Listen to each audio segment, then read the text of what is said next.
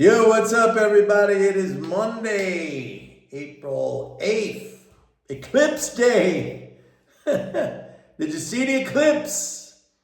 Did you go out there? You put your little glasses on, you see the eclipse? I can't believe all the hysteria and the mania over this eclipse. People running around, booking hotel rooms a year in advance to see the eclipse, paying $900 a night for Motel 6.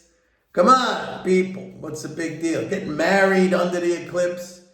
We didn't see it here in Southern California. Actually, it's a beautiful sunny day, and we didn't get it. Supposedly, we got like 10%, but it didn't make any difference at all. So if you saw the eclipse, let me know what you think. I saw some cool pictures online, but that was enough for me. Mixed day in the market today, kind of quiet, not much movement. Friday was a tiny little drain. We got April 15th coming up. When is that? Next week, next Monday, actually. That's the big, you got to file your taxes. That's big tax drain coming up. And the monetarist zombies are once again triggered now. This fear of maybe no Fed rate hikes is out there once again, and they're freaking out over this.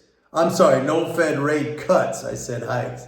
No Fed rate cuts. But actually, if you look at Fed fund futures, probability is still showing a cut in June, a cut in November, and a cut in December. So the markets are still pricing in a cut, but I will say that the probability has come down a little bit. Nothing huge. So there's been a lot of rekindled fear and hysteria over this. I don't pay any attention to it, as you know.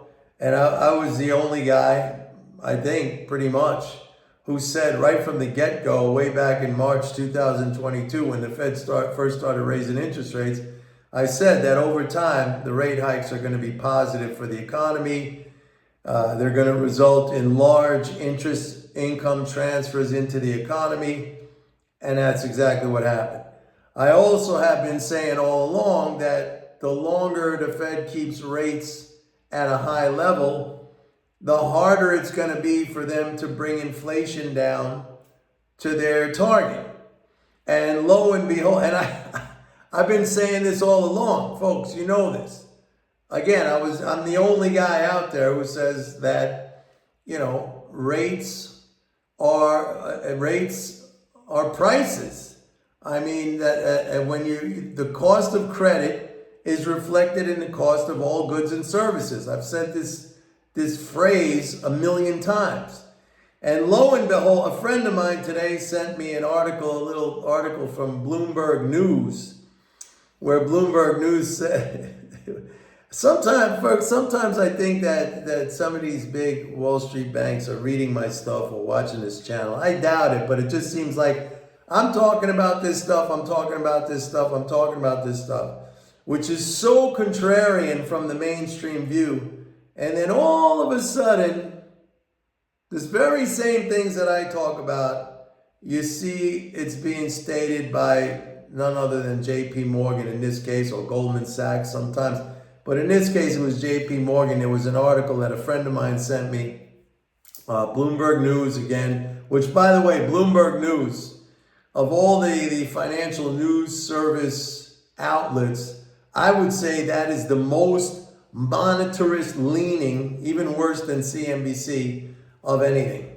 But they said, there was an article that said, J.P. Morgan actually thinks that high interest rates is what's keeping inflation elevated. So I was shocked, because of all places this appeared on Bloomberg News, but they kind of wrote it. I didn't read the article, but I looked at the headline. Putting the word actually in there, like J.P. Morgan actually thinks, like, come on. What kind of crazy nonsense is that, right? Almost it was kind of like kind of like a put down or sort of discrediting that view. But anyway, yeah, there it is. Somebody, some analyst or whatever. I didn't read the article. I just looked at the headline. But some analyst or economist at J.P. Morgan is saying pretty much what I've been saying for this whole length of time, that if you raise rates, you're raising the general price level. Because again, I'll say it for the millionth and 10th time, the cost of credit is reflected in the cost of all goods and services. You raise rate, and you know, every time I say this, I also point out, look at Turkey, look at Argentina, okay, where they're trying to kill inflation by raising interest rates, and their rates have gone parabolic, and so has inflation in those places.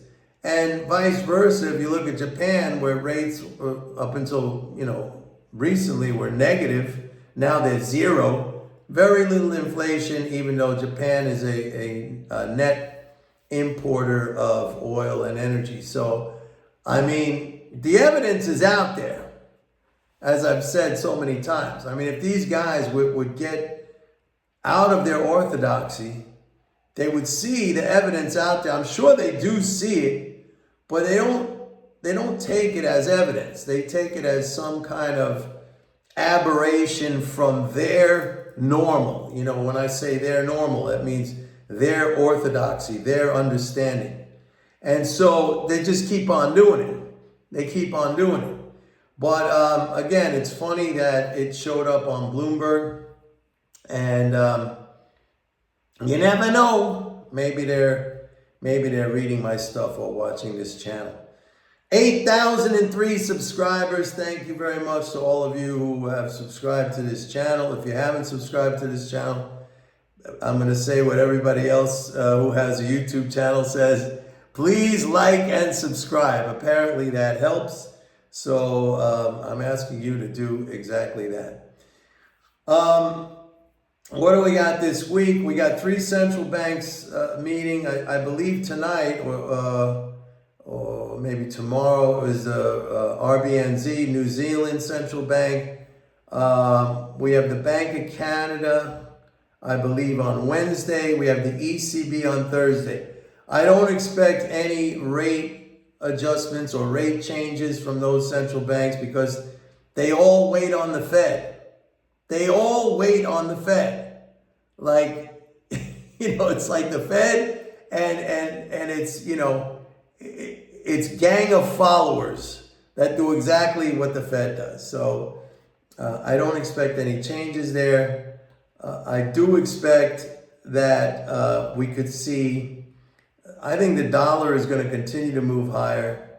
And this goes back to something I've said in the past having to do with de-dollarization, which in fact is foreigners basically sending their dollars back to the U.S. in exchange for goods, services, and assets. I think this is a secular move. In other words, a very long-term move. It's slow, it's tradable, but I like to play the dollar when it dips down and I buy it. Let me talk a little bit about oil, which is interesting. Gold, I think, is ripe for some kind of a correction, but the fundamentals for gold, they're bullish. Let me talk about oil. The data that I saw, let's put it this way, the data that I have been seeing in the weekly EIA Petroleum Status Report, I mean, it doesn't look that bullish to me. Yes, we have a deficit in crude inventories when compared to last year, but it's about a 4% drop in inventories year over year. However, in product, in gasoline, in distillate, we're up year over year. Demand is the element here where I think it's starting to raise some questions. Gasoline demand is down. Distillate demand is down pretty sharply, actually. I think about 6% down compared to last year. Jet fuel demand is flat. Refiner inputs of crude down. Net exports. The U.S. is still a net exporter of crude and petroleum products, but it's down compared to last year. So all of these different items of demand, all of these different demand segments, they look a little bit weak. We have ample product inventory, okay? U.S. crude production is still up there at 13.1 million barrels a day, just shy of a record. I think we hit 13.3 million last month. So it's down a little bit from that, but still at a very high level. And don't forget that it was just announced on Friday, I believe, that the White House, the Biden administration, they halted the replenishment of the Strategic Petroleum Reserve.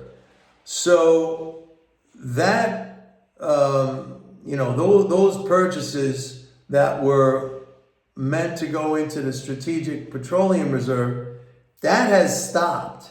And up until now, that has been a factor in crude inventories.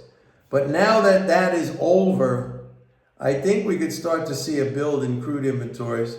So, and one final thing, I'll make this point, is that, I monitor what oil producers are doing in the futures markets. Oil producers are still net long oil futures, okay? That's bullish, all right? But they've been reducing that net long position, and now they are the least long, net long, since November 2023. So as prices have been going up, they've been quietly selling, and reducing their long position. If that flips around, if they go net short, I would say get prepared for a big correction in oil prices. And that's it. That's the update for today. Don't forget, by the way, thanks again, everybody who subscribed to my channel. If you haven't subscribed, please do so. And don't forget, go to my website, pitbulleconomics.com. Sign up for a 30-day free trial of MMT Trader. See you tomorrow. Bye.